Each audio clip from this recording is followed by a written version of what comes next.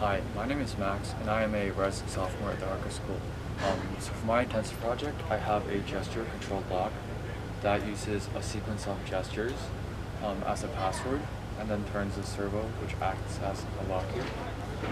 So first of all, I have a smartphone sensor here that sort of senses the motion of your gesture and records the direction of it.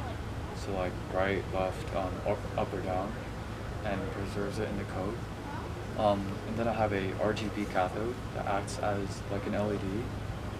It's blinking red right now because the lock is locked, and it blinks green whenever I do a correct movement.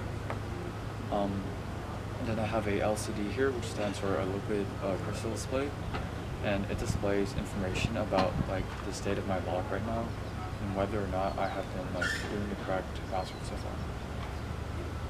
So if I input all of the gestures correctly in the correct order, then the servo will be triggered to rotate 90 degrees, which like unlocks the door.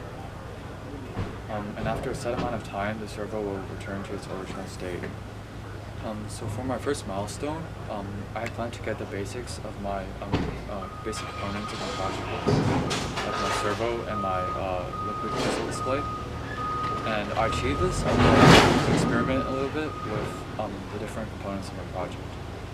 Fortunately for me, Arduino provided most of like sample snippets of code that I could use to help test my project.